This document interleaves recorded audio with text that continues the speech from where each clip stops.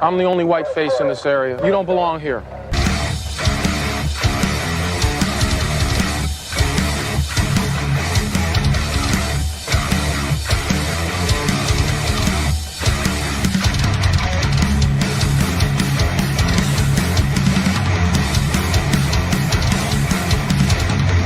Stop, I'll shoot you in the back!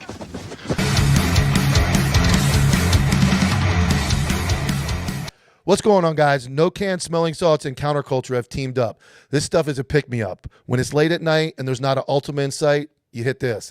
You're piled up the C4s on your passenger side. The roller dogs are burning over there. You don't need that. You need the No Can Smelling Salts. When you're getting ready to go to the gym after a long night shift, you hit this in the morning and you feel better. Guaranteed results. Use code CC10 for 10% off for Counterculture. This is what you need. No Can Smelling Salt. Yo, what's up, guys? Another episode of Locked Up with Copville. I have a extremely special guest today. Ryan Houston was a deputy in Kentucky, and he has a pretty wild story about an in the line of duty injury and the way he was treated thereafter. Ryan, thanks for coming on. Thanks, man. Thanks for having me. Tell us where you worked, or how you got into law enforcement and where you worked there in Kentucky. Okay, I started law enforcement in a little city called Raceland. Real low population, just small community.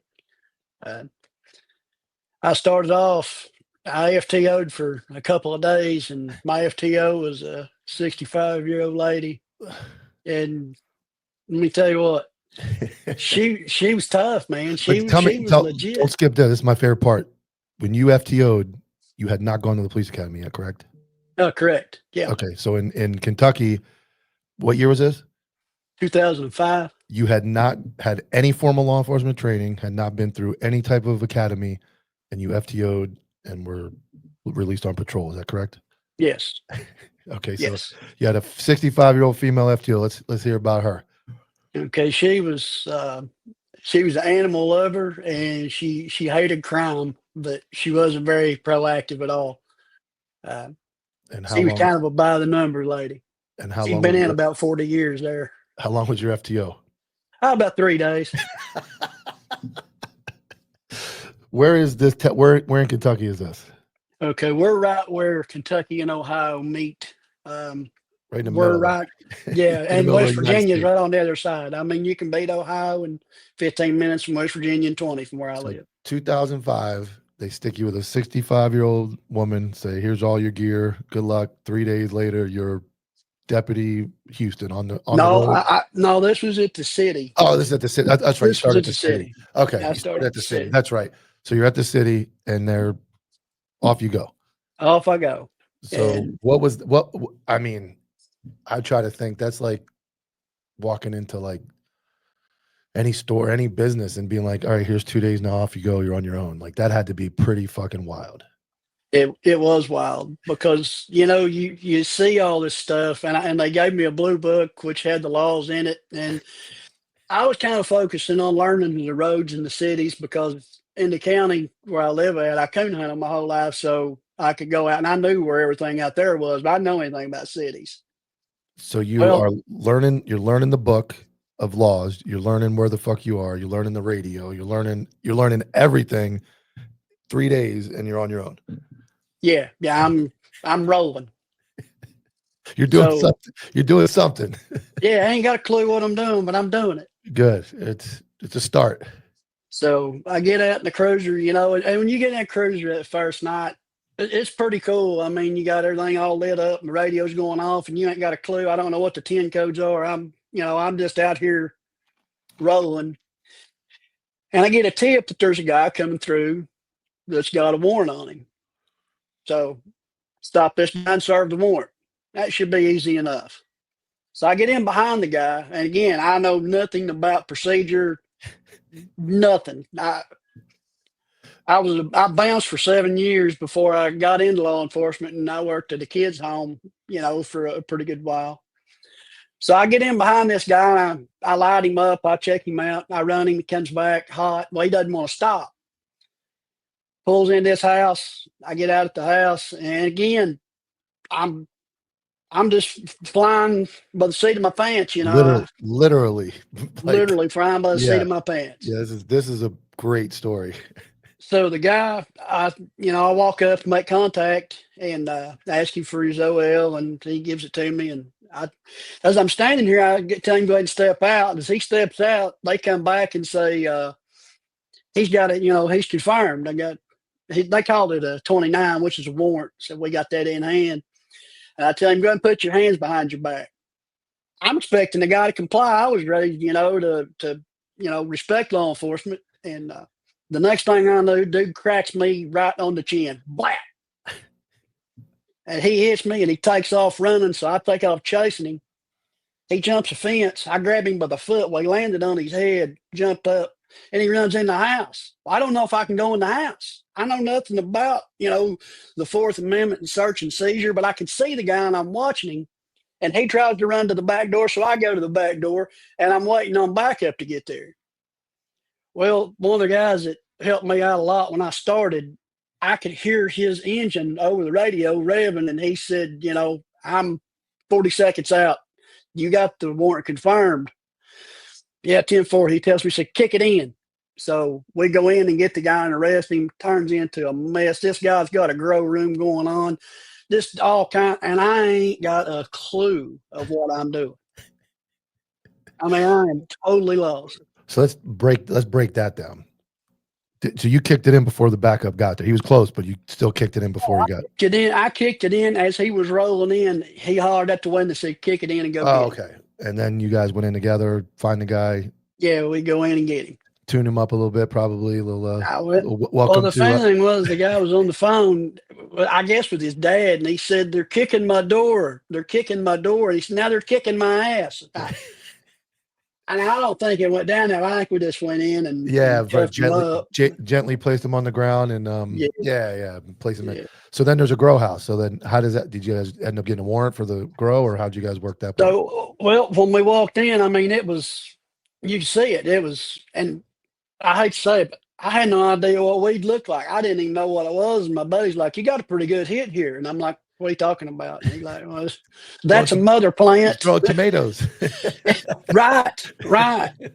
He's like, "Well, that's a mother plant, and and this." So I called my chief at the time and told him what I got, and he's like, "Well, we're going to send they had a task force, so they sent the task force over. And this turned out to be a pretty good hit." Well, next day in the paper, it comes out that the chief said this and the task force done that. I'm not even brought up. Not even brought up. Well, they probably tough to bring you up when you're. I mean, I guess it was legal. You're saying at that time you had 1 year to go to the academy, but you could start on patrol. Yes. Is it still like that? Yeah, I believe it is. God, that goes like, that's like jumping out. To me, that's like thinking about jumping out of a plane with no parachute. Like the amount of training required now and the length of training and what they train you on and what you actually really need to be trained on are so wild today that thinking that no training whatsoever, what you were bouncing and just said, "I'm gonna be a cop," and next thing you know, you're out there. Well, man, I was bouncing and I was working at this youth facility, and I had a kid in there and he was acting out pretty bad, and I was what they call a group leader, and my job was kind of help the kids. So when I started talking to this kid had suffered some horrific abuse. I mean, it was horrible. Mm-hmm. And I documented everything and contacted law enforcement from where this kid was from, and they sent a detective up. And watching this guy work, it was just amazing. What he knew. He was the old 20-year vet. He knew what to ask. He knew when to ask it. And he ends up getting the kid justice. I mean, the guy that done the stuff to the kid ends up getting like 60 years. I mean, Beautiful. It was good. Deserves it. And I thought, I would rather catch the guys doing this stuff and stop it before it starts. So that was I would try to fix it after it's broken. So that's your motivation, was to try to get into law enforcement, to get ahead of those calls and putting bad guys in jail. Good. It's a 100%. good reason. To try to keep before that, you had never crossed your mind to be a cop? Nothing? Well, yeah, I had applied at a city and had an interview. And of course, like I said, I was bouncing at the time. And I was supposed to go for my interview on a Monday. Well, Saturday night we had a fight break out at the bar, and I ended up hitting a guy in the mouth and got a tooth stuck in my hand, and I broke my other hand, and I had to have surgery, and I had to go to the hospital. I mean, this is good. These stories are like that. Very like how many people punch a guy and get a tooth stuck, and it happens to be the day before you're supposed to go interview. Right. It was 2 days before. It was on Saturday. I was supposed to be there Monday. And you're dealing with a tooth in your hand. Yeah, and I mean, and a matter of fact, I just had to have I got a titanium knuckle in here because it ultimately ruined that. Really? Yeah. Okay, so you work at that city, and then I think we talked before you ended up wanting to go to another agency or something like that, and something came up. Yeah. Like I said, the guy that came and helped me on the very first call, he worked at a sheriff's department. And then at that time, that sheriff's department was the pinnacle for me. I mean, those guys, they didn't get out and they didn't beat speeding and all this stuff. They handled calls. They dealt with stuff that needed to be dealt with, and they were all squared away and 10-8 good guys, you know. And I thought, man, this is where I want to be. You know, I want to. That's what I want to do. That's the kind of officer I want to be. Okay. So to kind of bring you back to my first call, it was horrible, but it turned out to be a blessing to me because I realized on that call that there was so much that I didn't know that I wanted to focus and learn all I could learn. So that didn't happen anymore because I had to rely on everybody else, you know. I just in my head, I can't put my head on that. Even going through the academy, and then 2 days after, even though I graduated the academy, did all my training, I'm thinking 2 days in, if they turned me loose and I ran into that call, I wouldn't have. I mean, even with the training of the academy, I had no idea. So the fact you hadn't had it yet is probably a pretty wild feeling that I can't even imagine. Yeah. Yeah, it was unbelievable. I mean, when the guy hit me, I didn't even think about him hitting me. I've been hit 100 times, but in that scenario, it didn't cross your mind. This guy's going to cooperate like TV. yeah, He's going to give up. Yeah, and that's for the most part. That was how everybody I knew was. We respected law enforcement. And they tell you to do something, you just did it. You complied. You was good. You was respectful. But of course, if there's going to be somebody that's not, I was going to find that guy. You're going to get it. So that makes you think, I need training. I want to be a lot better than what I just handled on this call. Yes. Okay. I want to be the best. I'm the kind of guy when I do something, I want to be the best at what I do. I mean, that's just how it is. Okay. So you end up going, how long after that do you end up going to the academy? I went to the academy in 2006, in late 2006, and I graduated in 2000. I believe it was 7. Okay. And that's when you made your crossover, right? From the police to tell me how did that go down? So I went through it minimum wage. I mean, I made nothing. And like the city that I worked at, I could fill up with gas. Our academy was about an hour and 35, 45 minutes from here. And they didn't give me a gas card. I'd end up having to take cans of gas in the cruiser. So when I would get out at the end of the week, I'd have enough gas to get home to fill up at their station. Because that's the only option, was the station. Yeah, I drove a 92 Crown Vic. And it was. So you got a Crown Vic, and you stayed there for a week at a time? Yeah, we go down on Sunday and come back on Friday evening. And you fill up the car and fill up the gas cans in the trunk and take off to the academy and fill up. Yes, sir. There was no option to fill up. No. My chief, he wasn't all about that. Is get it however you can get it. Okay. So I go to the academy, and man, I'm not a guy that wants to run everybody and tell people what to do. That's not who I am. I'm more of a laid back, just like I said, I was there to learn. I wasn't there for kudos and stripes. That didn't enter into my mind. And I got down there, and my roommate was 6'11", and he was a beast. And he was from South Carolina, and we were the same age. And he was a trooper down there, but up here it didn't cross over, so he had to go back through the academy. He's a great roommate, and we stayed to ourselves. We were very, quiet.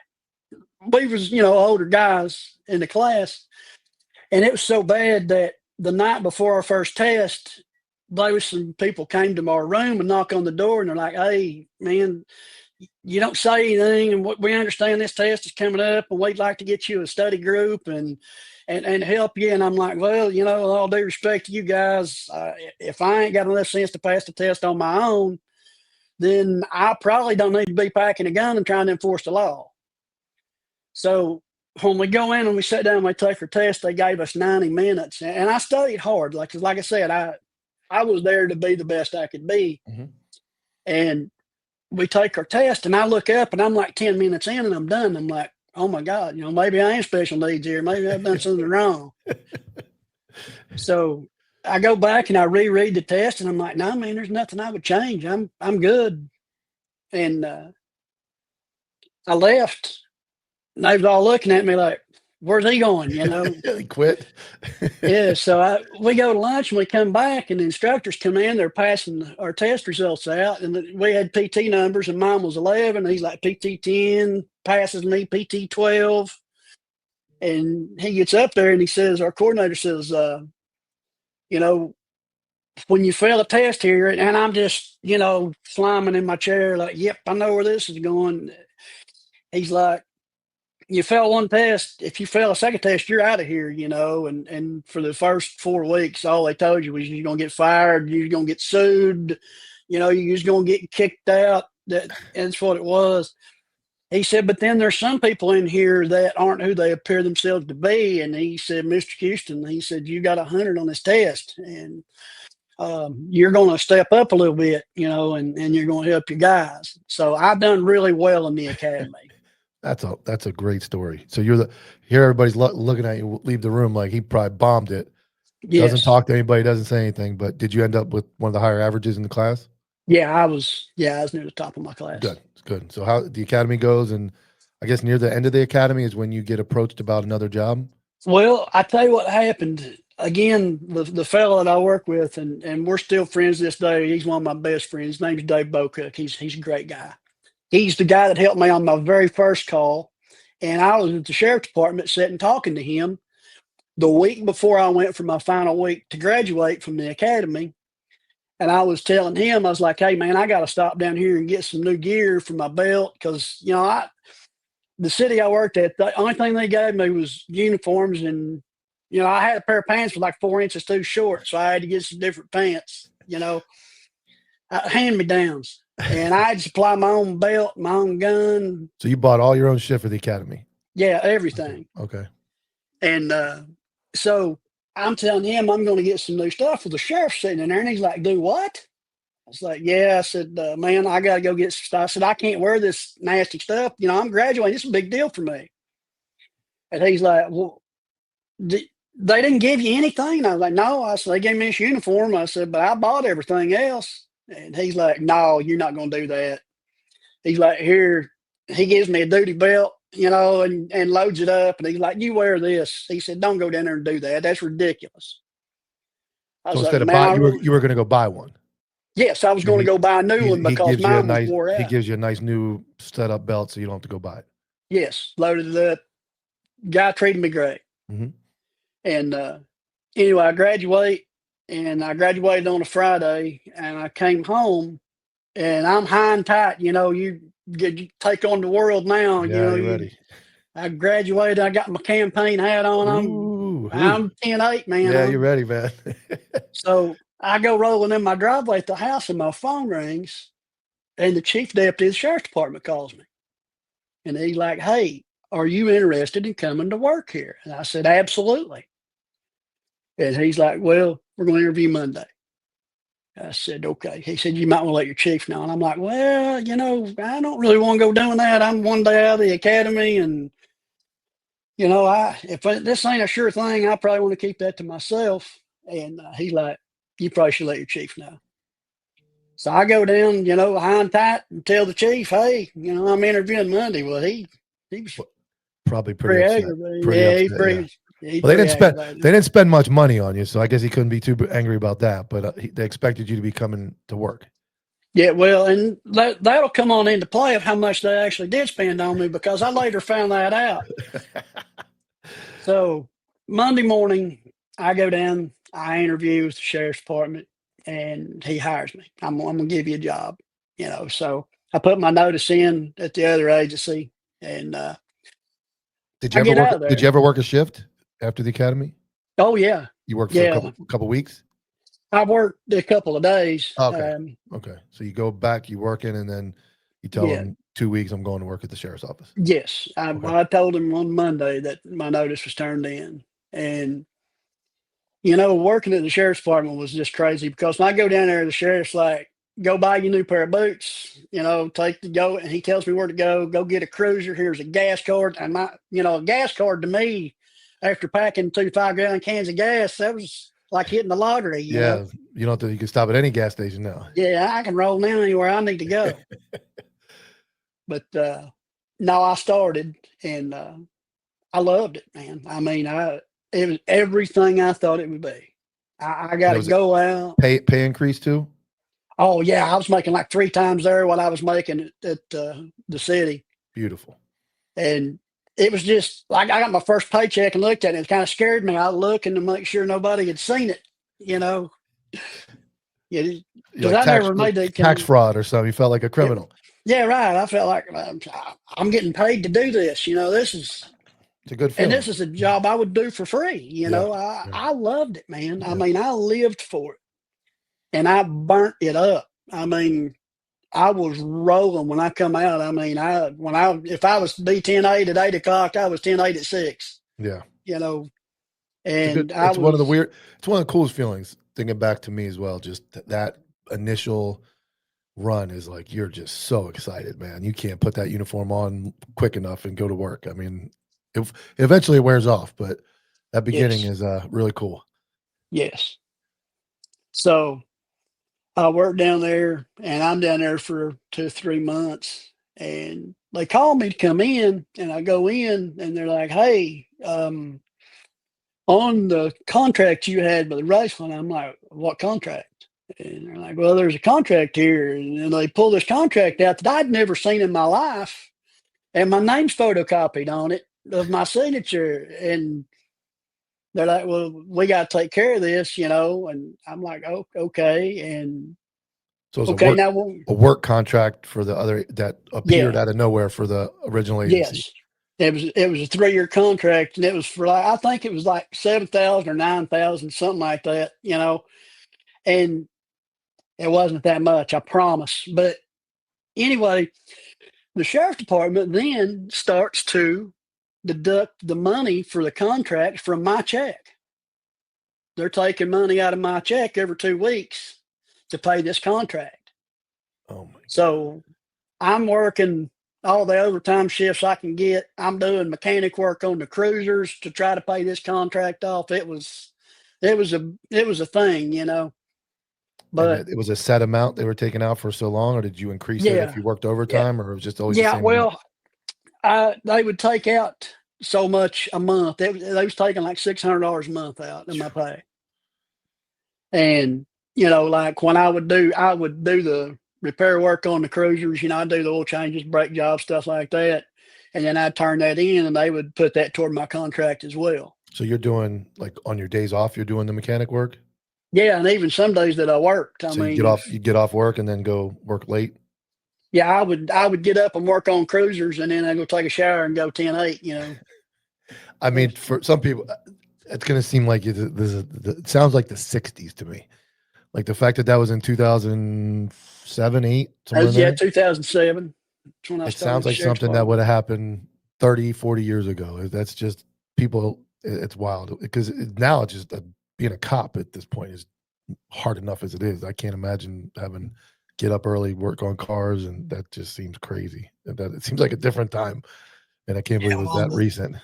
So you're yeah, cutting, you're doing and you finally paid the it off. county paid for me with rock salt for the roads. Yeah, I think it was 100 ton that they paid for me. Unbelievable, And man. some of the guys I work with started calling me Mr. Morton, like Morton Salt.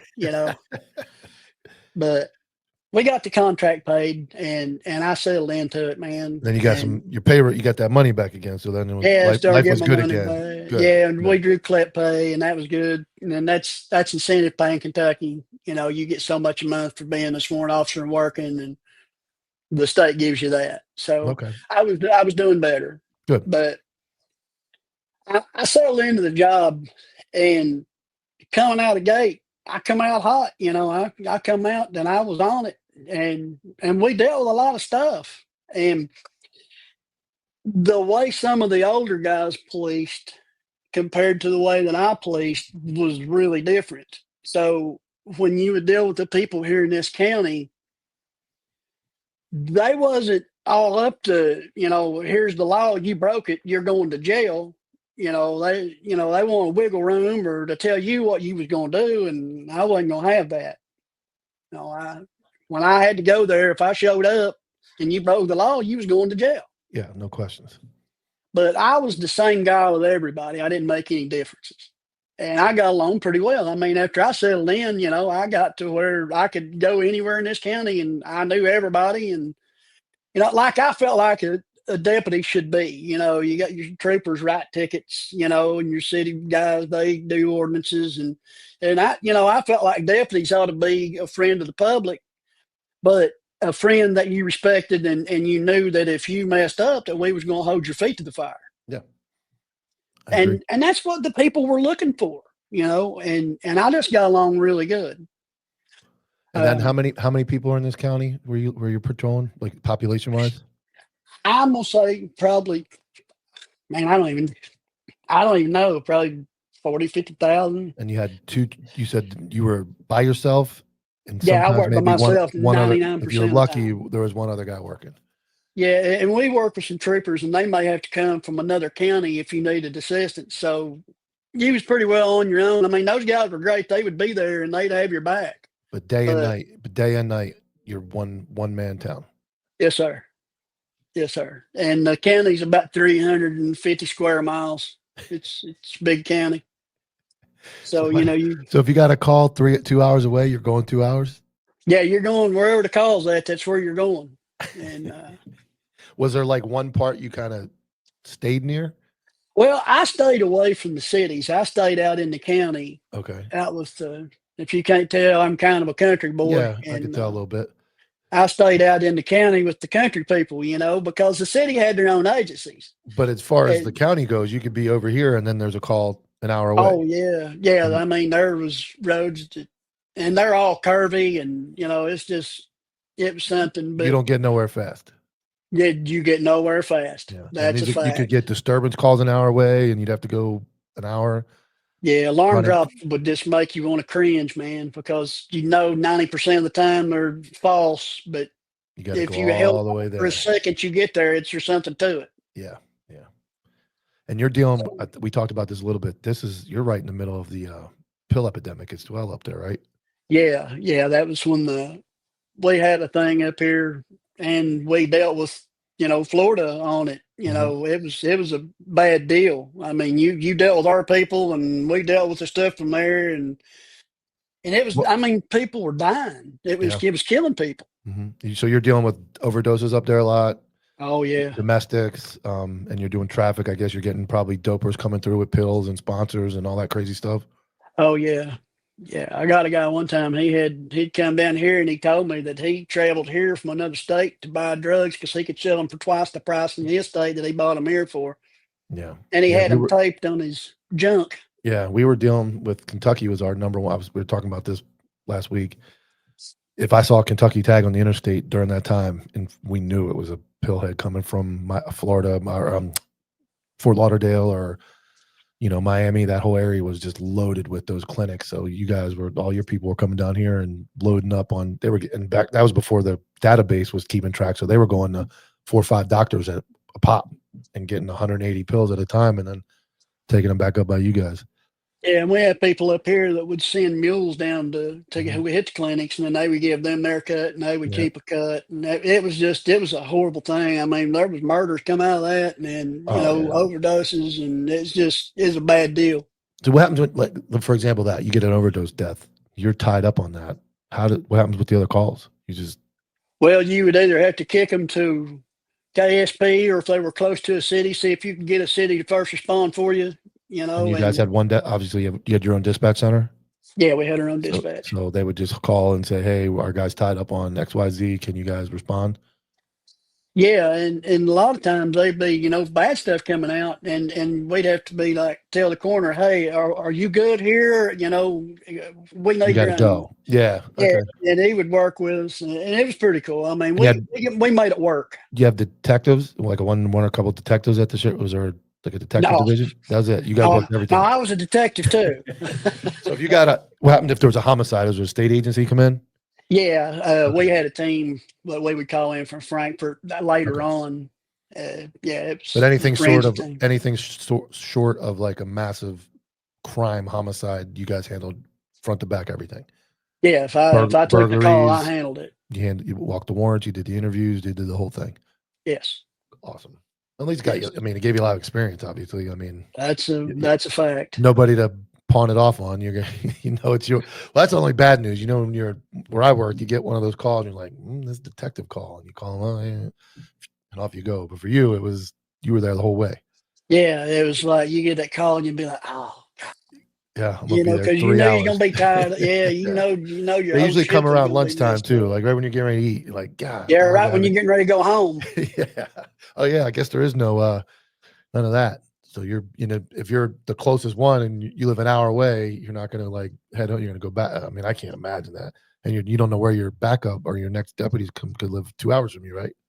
Or you Yeah, could I be mean, coming 10-8 from somewhere 2 hours away. yeah, your deputy could be coming from anywhere. Oh man, But that sounds crazy. when we started the call, it would be hard for another deputy to come in and take over a scene that I had began. So, and that was the same way with those guys. They would, if they got a call, they would handle their call, and if I got a call, I'd handle my call. And if it was real close and they give you something, one of the deputies would call and be like, "Hey, man, you're out of here in 10 minutes. I got this. Go home." They'd hear it on the radio.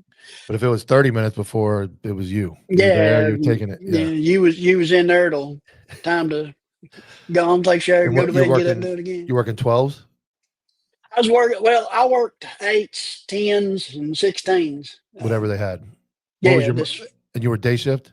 no, I worked evening shift. Okay. I worked 20 to 04, so 8 to Okay. 4 in the morning. That was about my favorite shift because that's where the action was at. Yeah. Yep.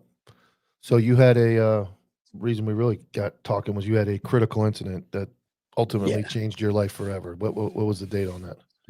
Okay. Well, like I told you earlier, we didn't have a lot of backup here, and I worked with a fella, and he was a fire chief of a volunteer fire department, but he was a constable. Now, he didn't go out and try to arrest people and do anything like that. He was just a constable. Mhm. But he would go with me and ride with me sometimes because I wouldn't have anybody at all, and at least I would have somebody there. He's armed. Well, sometimes he was armed and sometimes he wasn't. Because, like I said, he didn't work as a law enforcement I got officer. it. I mean, he was just there if something was to happen. And so I had just had my wisdom teeth removed and was coming back from having that done. And 2 weeks before this happened, one of the deputies I worked with and a tow truck driver got hit while they were working a wreck. A lady come through and hit him, and that deputy ended up having to go have surgery, and he was off. So I was called to work his shift, and I was just got my lunch and was going to sit down and eat at the fire department and talk to my buddy. And I got a call, of course, like you said, at lunchtime. Yeah. It was a wreck. So I said, "Come on, ride with me." And he's like, "Ah." And we decided he was going to ride with me. And all it was just going to go down. It was a vehicle versus deer. So I was going to give him a civilian collision and clear. And I was going to take him home. And I was going to head home because it's about the end of my shift because I didn't get to eat till the end of the shift. It was busy. Mm-hmm. Well, on the way back, we're riding up through there and I'm taking him home. And a truck runs up on my bumper.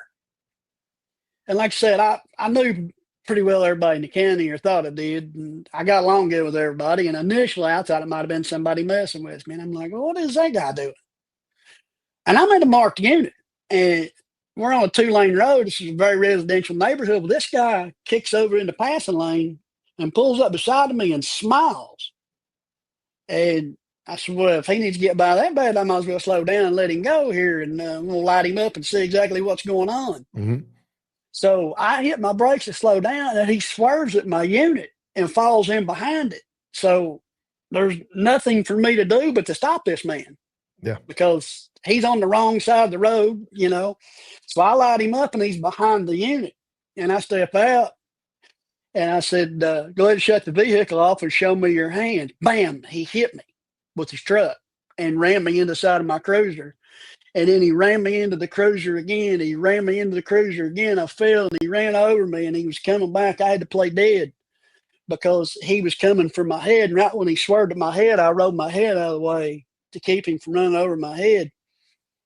And I pulled my pistol out and was going to try to take him out, and my pistol was broke.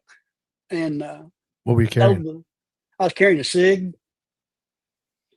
And I told the guy in the cruiser, I said, this guy's trying to murder me. I said, get my rifle. And he said, I can't get it out because we had put the new locking systems in where you know what I mean? Hidden button. Yeah. Yeah, the hidden button. And so the good thing was he was a fire chief, so he knew the radio. He knew what to do on the radio. So he immediately drags me out of the road. And the guy takes off. When he sees him exit the car, the guy takes off and he calls it in. And we was about a mile probably from the fire department at that time heading home. And when he called it in, one of the firemen was sitting at the firehouse, just happened to be there by himself. And he heard it and heard the vehicle was coming that way. So he jumped in the rescue truck and jumped out and saw the guy and started chasing him in the fire truck.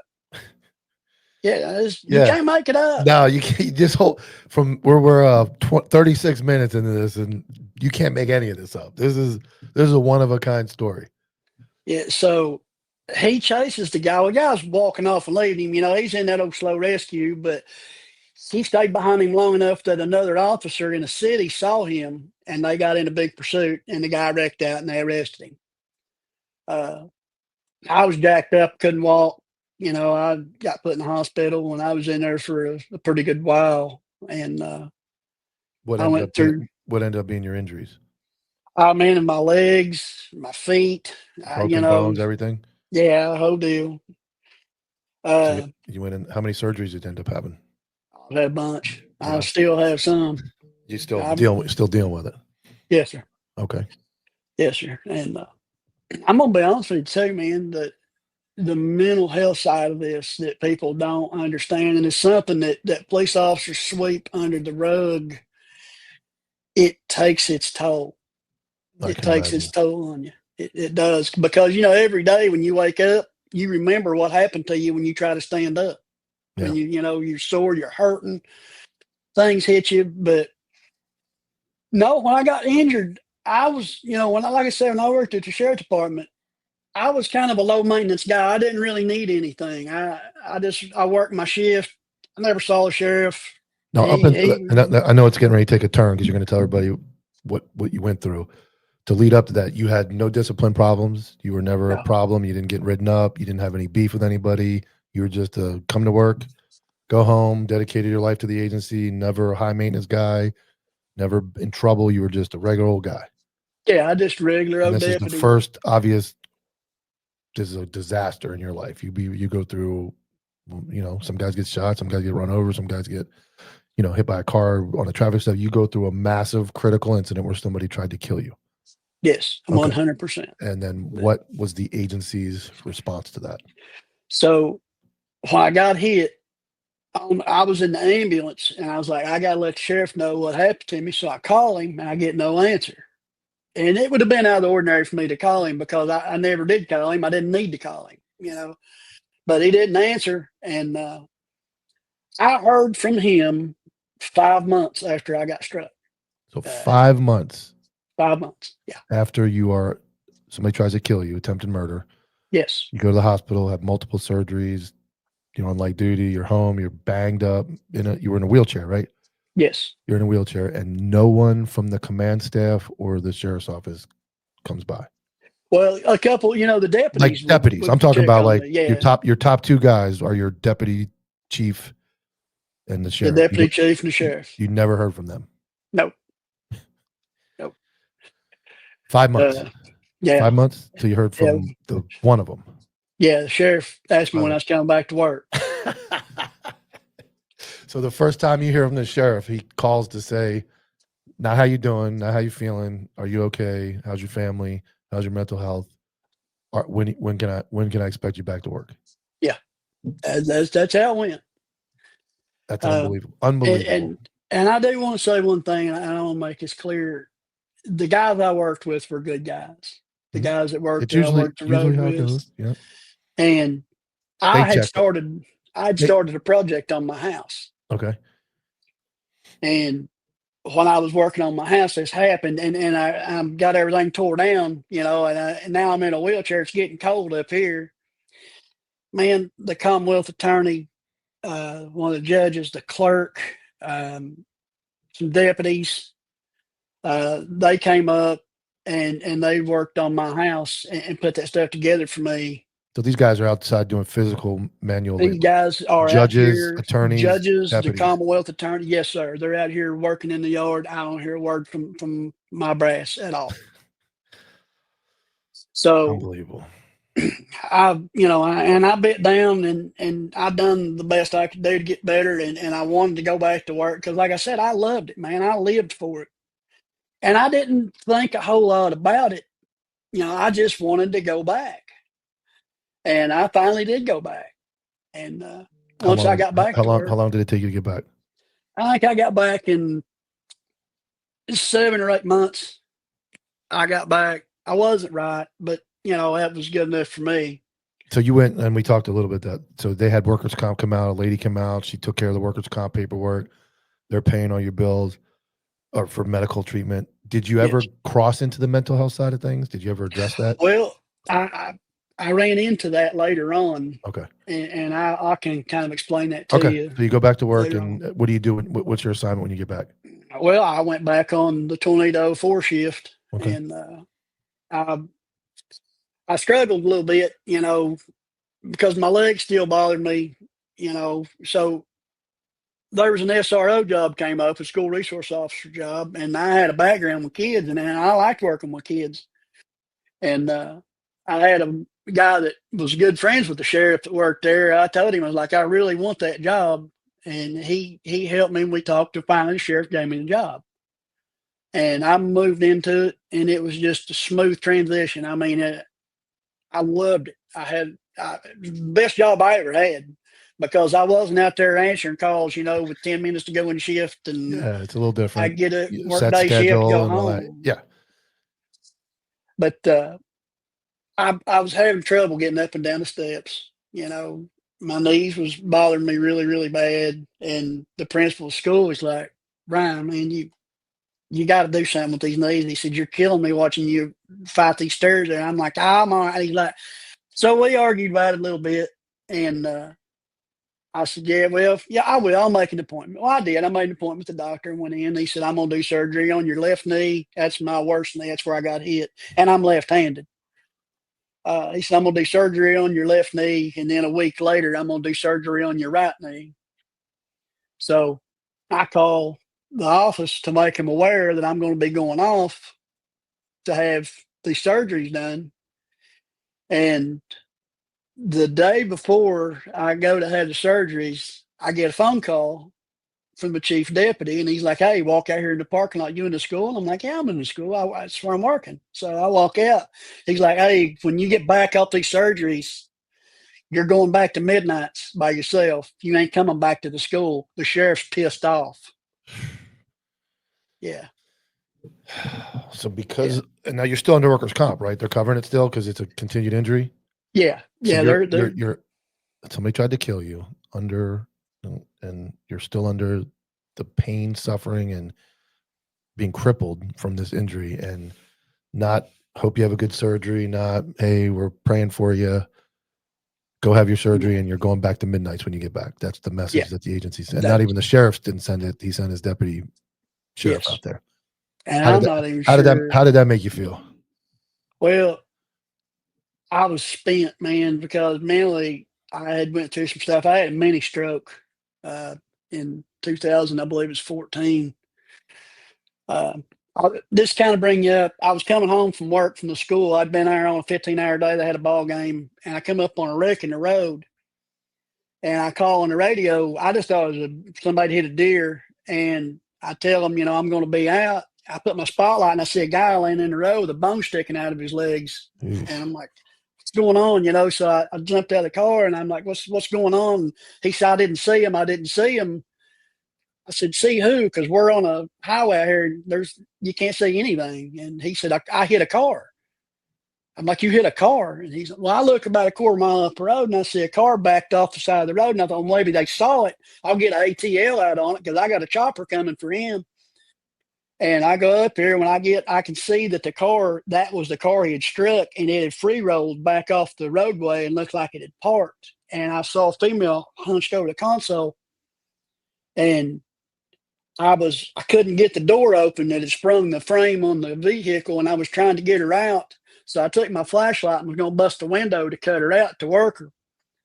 And when I pulled my flashlight back, I saw a car seat. My beam was on the light, and I just kind of froze for a second, and I saw a baby in a car seat, and the car was wrapped around the baby.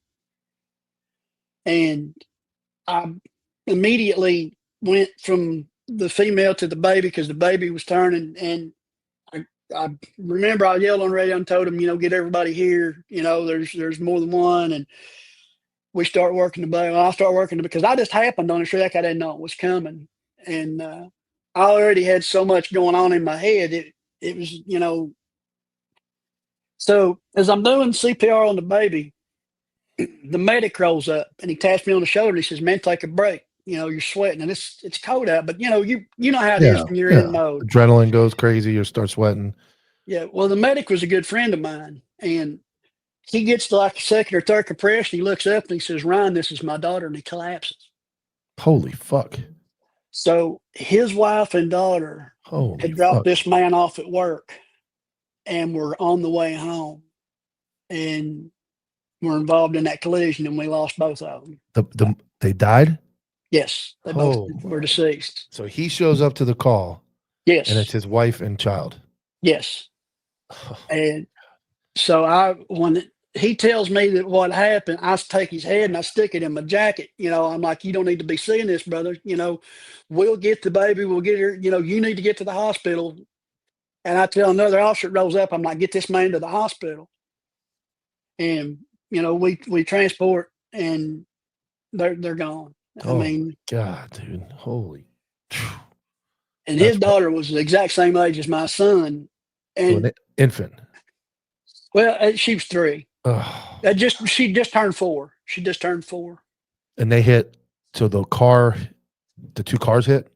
Yeah. And the guy you rode up on was ejected from the first car. Yes. Okay. Yeah, he was laying in the street, and what happened is they were coming at each other, and she had hit some ice, it looked like, and the car had veered, and it hit right in the passenger. It was unfortunate. Yeah, it was unfortunate. So I've been having trouble mentally with what had happened to me. Yeah.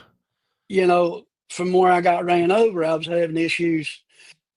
And when I tell you it's bad, I mean, when you be out, I could be working a call and be standing on the porch talking to somebody, and you hear somebody start revving a vehicle, and and I'm freaking out, and I'm wanting to know what's going on.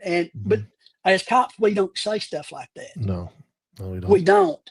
And back then, I don't know how it is now, but back then there was no mental health care for us at all. Nope. And if you said anything, you were frowned upon if you said anything. You were weak. You were weak. You're a pussy. You're a bad guy. That's exactly right. He's not cut out for this job. He's not tough enough. Yeah, we ate it. Yes.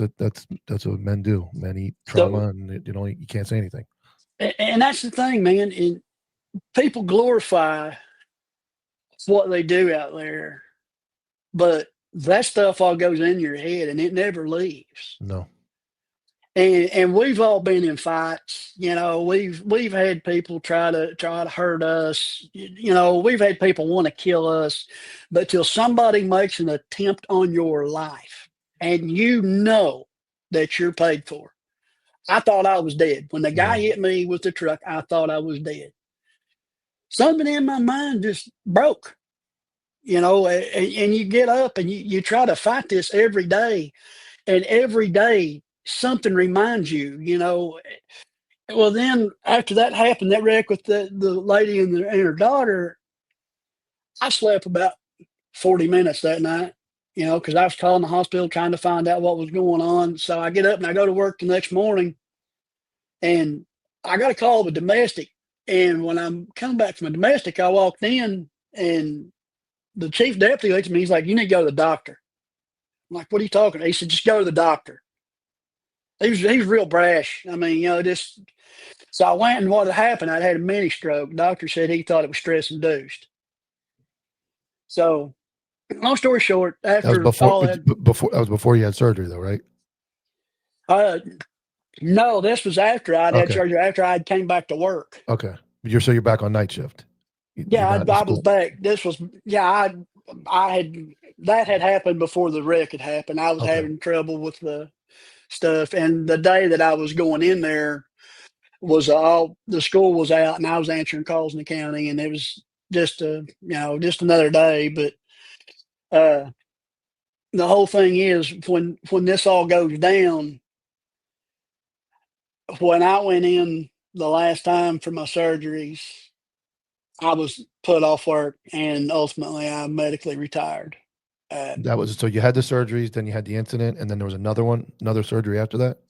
Oh yeah, I've had several So surgeries. you go back in for another, come back, and now you're on midnight, and then it's like you have to go back, and you realize at that Well, point. that's when I was going back for the 2 knee Okay, surgeries. so you Is when realize that went when you on. did you find out after the surgeries they told you like, hey man, like this Yeah, is it? well, there was some other stuff went on, and I was in Louisville at the time. I was addressing some things with my mental health, and Mhm.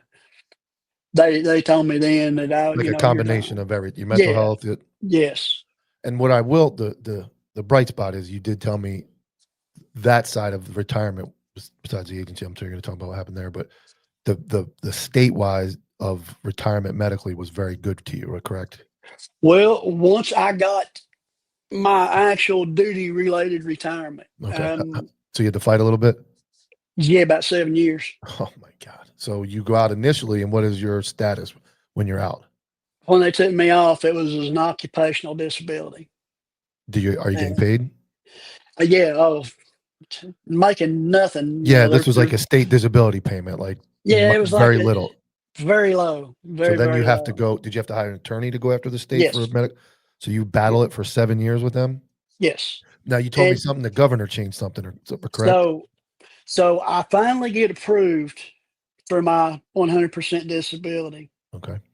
and it only raises my pay at that time like $114 or something a month. It was crazy, but my kid gets to go to college, and that's great.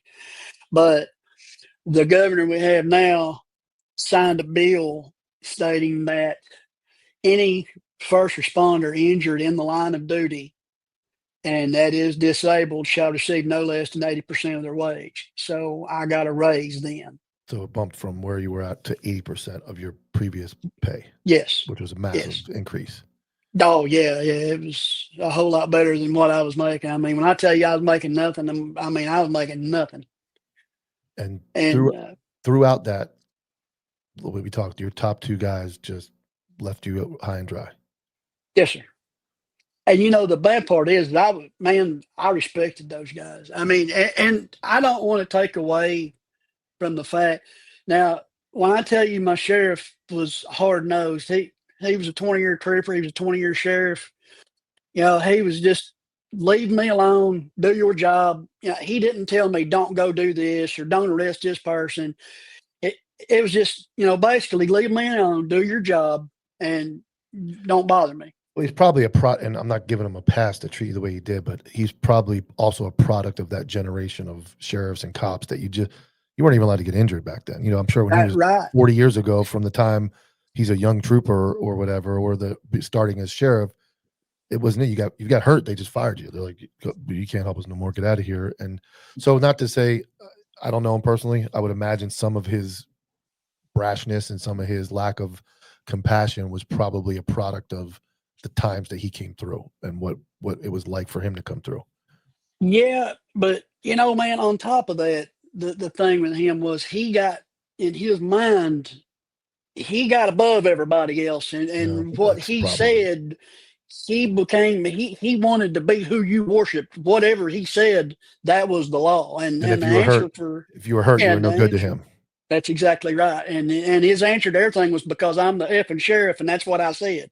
Yeah, I mean that's never going to work. And again, back then it did because they could fire you, they could get rid of you on a whim. There was no union, there was no way to stop it. You were at his mercy. So I remember hearing a story when even at my agency back in like the 90s, they new sheriff won and it was clean house. Guys got fired, lieutenants got fired, everybody gone, and that changed now with the career service bill we have, where they can't just get rid of everybody. But it's unfortunate that somebody has that much power and control over you and can essentially ruin your life if he wants to.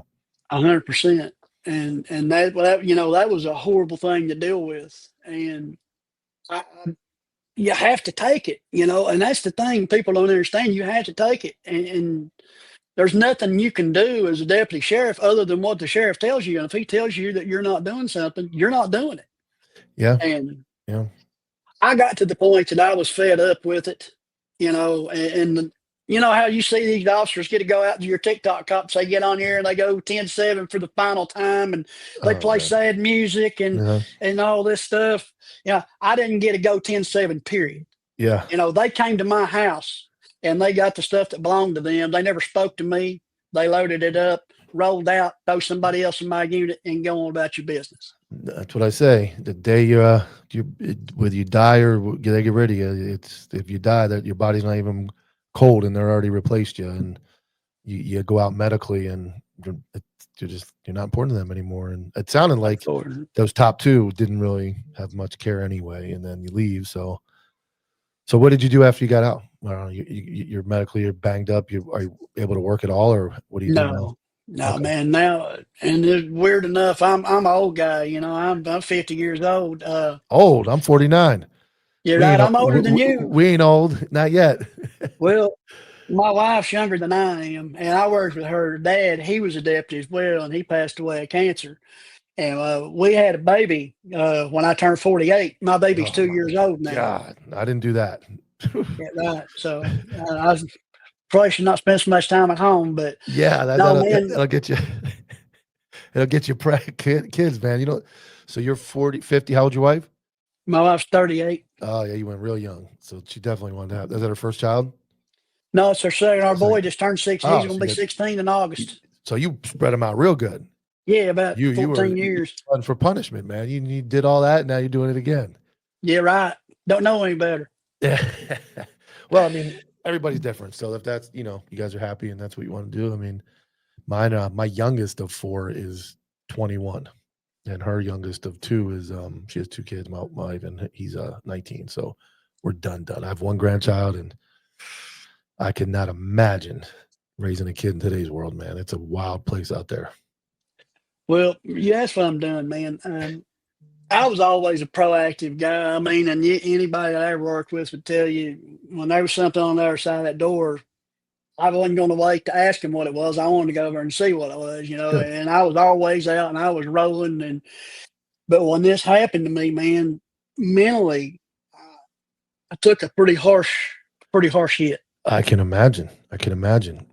So you had the combination. So to be real clear here, you have your own incident, which is somebody tried to kill you. Yes. Then you have lack of support from the agency, which is what I'm really getting into. And in this I podcast, had total lack of support from the yes, agency. you have total lack. You get somebody tries to kill you. You have 0 support from your command staff. Then you go through another traumatic incident where you have a young child and wife die in front of the husband. I mean, that the one incident by itself is enough to put those 3 together. I mean, I can understand. I'm glad that you were able to get help, because in today's world of mental health, it's a thing now. When we encourage it, but you Yeah, well, kind of like me, they I didn't started. encourage it back when I No, was I in. started in '01, and there was no such thing until about the Well, time you got it, 2016, 17, 18. They started to make believe they cared, I still don't think they care, but I they made believe. retired January 1st of 17. They didn't care before then. Yeah, they'll definitely. And I went through some shit in 2022, and they still didn't care. They had all the things in place, but they didn't know what they were doing with them. They had a fancy name for it, and they called it this. You were supposed to get help, but didn't really seem to work. I think it's getting a little better, and I think now that these podcasts are coming out and people are highlighting those problems, it's forcing agencies and helping people who think, oh, well, I'm tough and I don't need help to get it. So it's almost like this hybrid podcast world of the internet, and is facilitating people to hear your story and to understand what you went through, and then hope that we don't allow that to be replicated with somebody else. Yes. Well, and when I went down, I went down in flames, man. I mean, I really struggled. I moved in the basement of my home. It hurts walking down the steps, and I went 4 months and didn't even walk outside. I mean, it was just like my life had stopped. I lived my life for the job. And you told me that we didn't cover is one of the first appointments you mentioned. All they wanted to do is dump pain medicine on you, correct? Yes. Yeah. Yes. So the first, and to go with that story, Kentucky, Florida, pill mills, their first diagnosis was like load you up on pain medicine. Yeah, and the workers' comp nurse wheeled me in. I was in a wheelchair at that time, and the doctor that I went to told me, he's like, "Hey, I want you to fill this prescription, just kind of lay for a couple months here, and let's just let stuff heal and take these pills." And I said, "I'm not taking that." And he's like, "Yeah, you're going." I said, "No, I'm not taking that shit." I said, "I put people in prison for that stuff." Mm-hmm. And he was like, "Well, if you don't take it, I'm going to say you're refusing medical treatment." I said, "You say what you want to." And I told her, I said, "Wheel me out of here. We're done." And that's a turning point, because honestly, that is probably one of the best decisions you ever made. If you took that doctor's advice, started down in those fucking 60 milligram, 30 milligram oxycodones, and you might not be sitting here telling me about this story, because that's what there's obviously those shitbirds that got into it because they're dope addicts, but there's a lot of good people in that have your story. For a lot of good people is how they got addicted. Yeah, and like I said, my mind frame after I got ran over, it was just like something in my mind just snapped. It's just like a band broke, and I just couldn't recover from it. Well, then when you start adding the stuff to like what happened in the wreck, and I had a guy shoot himself in the face, and I had his face on my shirt. We saved him, but all that stuff, It hits different after it does. your incident. So usually there's a big incident. It doesn't have to be yours, but I can only imagine. And I talked to a couple guys who've been shot now, and then I actually ran into a guy I went to SWAT school with, and he was in Orlando, and he got shot and should be dead. He got hit in the arteries, and they ended up saving him. And I first time I seen him since SWAT school, and obviously your brain, you are completely, in my opinion, you should be done. If you take bullets in the line of duty, unless it's super minor, and I don't even know if there's such thing, but that is one of the points of this show, is like bring awareness that those critical incidents, that should be your punch card. Like, hey man, I volunteered XYZ. I took bullets. Somebody tried to kill me. I got ran over. That's it, man. Like, we should be able to take you like a vet, like a military vet that goes through it. And that's not the greatest system, but there should be we don't have it in Florida, some type of 100% disability for you. You're gone. I don't care if it's been 3 years, 5 years, 2 years, 8 months. You paid your debt. Like, you filled your cup up, and thank you for your service. Honestly, go recover and enjoy yourself. And we don't have that here in Florida, and it's not a good thing. I don't know if it's changed since before I got injured, but when you get injured in the lineup here and went off when I was working, your retirement stopped being paid. So if you were off a year, you was going to have to work another year on your retirement. That may have changed by now. That's crazy. So here in Florida, you can medically retire, and what it takes is 2 doctors to say you're no longer able to work. And I think you get only 60% of your salary. Now, if you're a brand new deputy and you're making 50, 60, 70 grand, some agencies, 60% of that is nothing. Right. The 70 grand's nothing. Like, your pay is nothing. So now you're only going to get 60%. Now you get it the rest of your life, and there's no stipulation that you can't work, because I know a lot of the things we had were like, NYPD guys that go get 100% disability up there, and then would come down here and get hired. So they're collecting 100% disability from New York Police Department, and they're full-time deputies down here. Now that's not a good system. That if you're medically retired from an agency anywhere, and they say you can't work anymore and they're paying you, I don't know, you should be able to go get another job doing the same thing. I agree with that. But if you are, we owe it to our first responders, and that's firemen, medics, police, deputy, all that stuff. We owe it to them as a nation and as a community that if they get critically injured like you did in the line of duty, that should be your, hey man, some guys write a 25-year check and they work all 25 years. You wrote the same check, and guess what? You cashed it at year 5. You did your job. You almost got killed. We're taking care of you the rest of your life. That's how it should be. I agree with you 100%. Yeah, and unfortunately, it's not.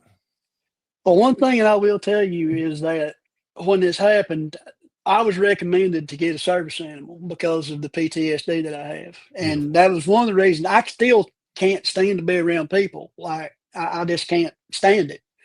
But a buddy of mine, his son runs a thing called Kentucky Canine Training. And they got me a Malinois, and they trained this Malinois for me as a service animal. Excellent. And like where I started talking about that, she's just come over here and started nuzzling me because she could tell that my body's putting off. You know, when I talk about that, man, it makes me rigid. I mean, this is the first time I've discussed this. Yeah, I remember you talking. You were pretty nervous, like you haven't really dug in, and I appreciate you doing it because this is important for people to hear, and I'm glad you did. And reliving that, man, is tough. Yeah, I didn't know about. I mean, you told me about the injury and the work. I had no idea about the crash and the infant and I mean, that's dude. Taking the run over out of it. That is tough to see. You know, I know we sign up for it, but everybody handles that differently, man. Some guys, that might be it. And that's where I think the mental health world for cops is. I may be able to see that 50 times and I'm fine. That doesn't make me better than you. And you might be able to see that one time. And you know what? That's the price of hiring guys to do this miserable job. You sign up to do this miserable job. And I don't mean miserable, like, you know what I'm saying? We don't see good, I know what you're saying. We don't see good things. Our job is, you know, seeing ugly things. But for me, I saw it so many times. You know, I worked so many fatalities and shootings and, you know, all that. I've seen all that. But like I said, it was after I got ran over, I was having issues. But I didn't know that I was having issues at the time. I didn't know what it was. I just thought it was, you know, just something going on that it would pass. But the whole thing is that when this went down, I lived my life for that job. That was all I wanted to do. I mean, I took time away from my family. I took time away.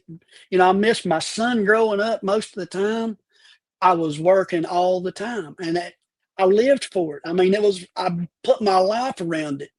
And I really thought that agency cared about me because I didn't ask him for nothing. You know, I didn't go in and say, hey, I need a new camera or I need this or that. Whatever I had, I made it work. I just wanted to be left alone to do my job. And that's, for the most part, that's how it went. But when I got hurt, they was just like, yo, you know what, man, F you. You know, we're done with you. That is it, man. And I'm glad. I mean, that came from your heart. That came from your soul.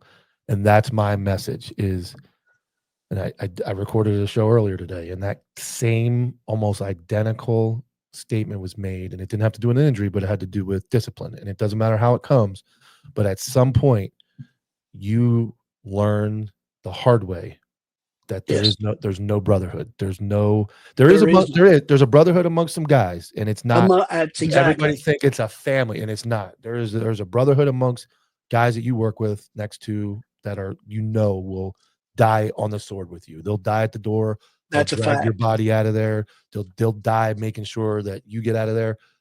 But then you find out that most people and the people above you do not care. And they do not care. When that realization hits, that was probably, I'm going to guess, but that was probably as hard or harder on you than actually somebody trying to take your life, I would imagine.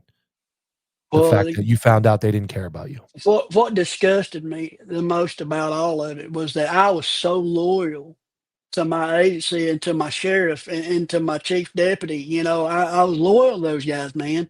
When I'd go out and answer a call, you know, and people would be like, man, thanks for coming. I'd be like, don't thank me, thank the sheriff. You know, I'm here because of him. I promoted the sheriff because I believed in that man. You know, I believed in him. Like I said, he didn't ask me to do anything bad, you know.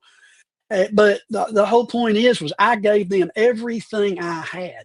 I didn't. There was nothing left to give. And then they didn't care. They didn't call me. They didn't. You know, they didn't ask how at the time my son was 3 years old when I got hurt. They didn't ask how he was doing.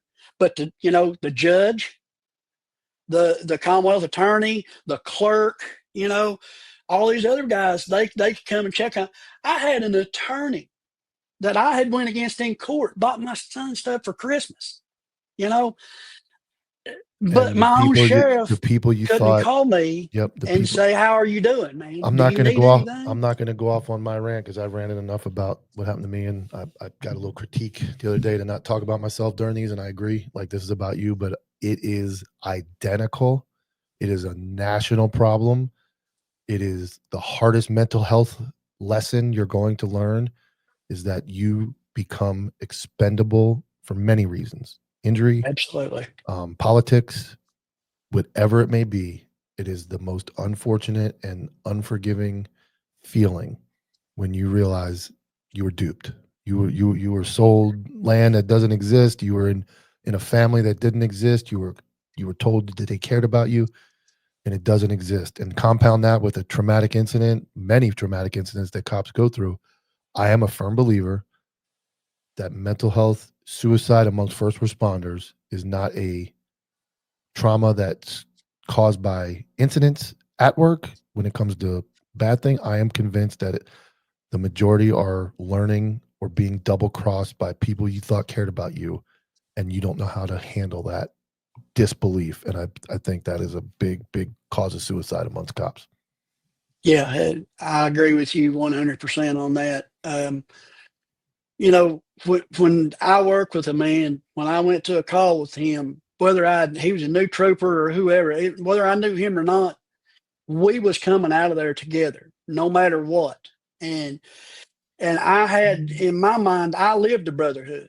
You Mhm. know, when my brothers needed me, I was going to be there, whether it would be something that happened in their family, something that happened at work, whatever it was, because I believed in that. And and I still believe in that with the brothers that I have. But, But but when you needed it, when you were at your lowest point and you looked up there to the chain, the guys, the people that are supposed to take care of everybody, and they turn their back on you, that's a wake up call you're not ready for.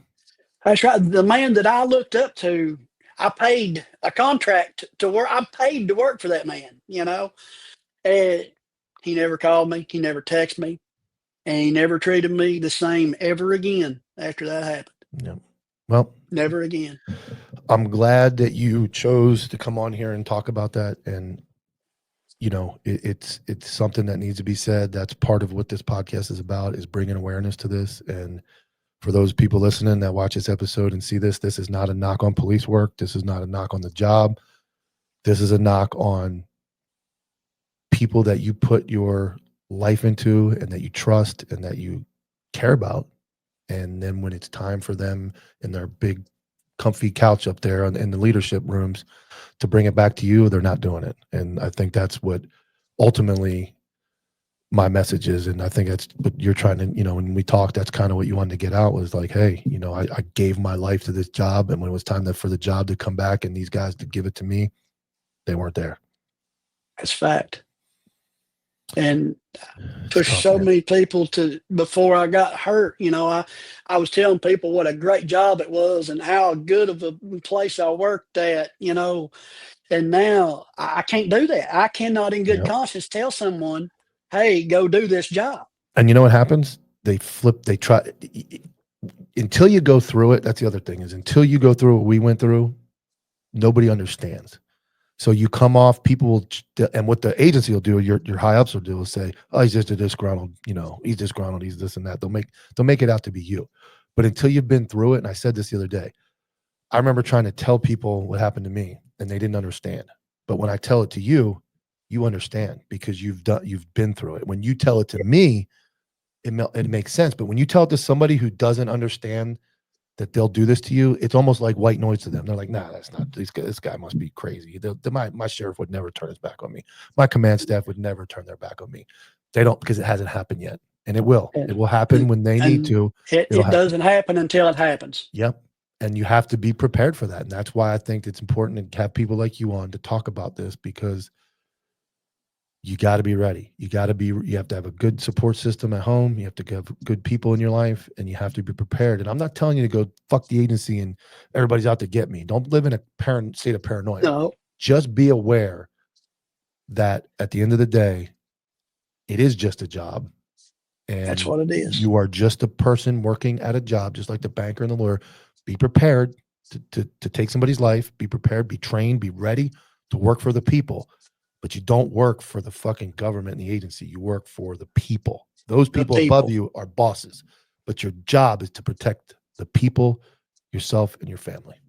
That's exactly right. And that's what you live for. When you put your uniform on, you don't know if you're coming home. Just like I left that night, I didn't come home for probably 2 weeks. Yep. Some guys never come home. Yep. You know, my partner that I worked with for years, he got shot 3 years ago, and he's battling it right now. I mean, it's ridiculous. That guy saved my life once. He kept me from getting stabbed.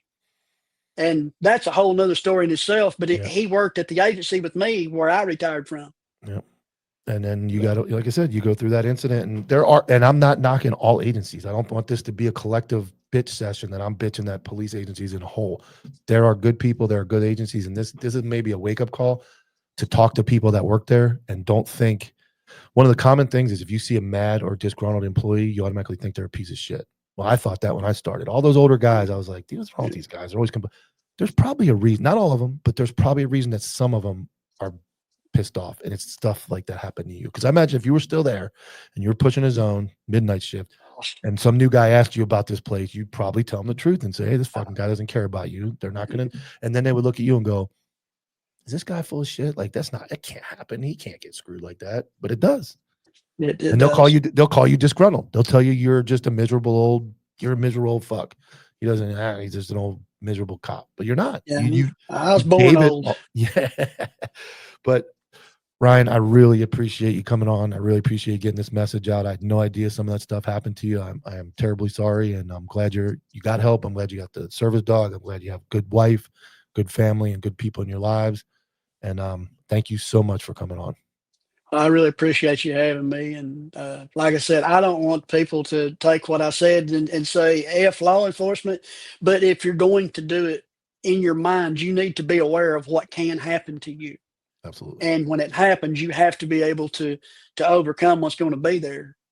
And don't rely on anybody but yourself.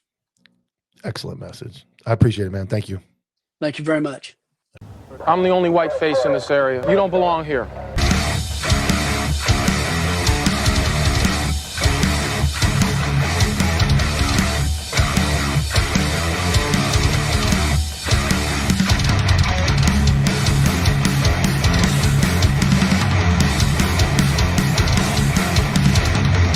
Stop, I'll shoot you in the back.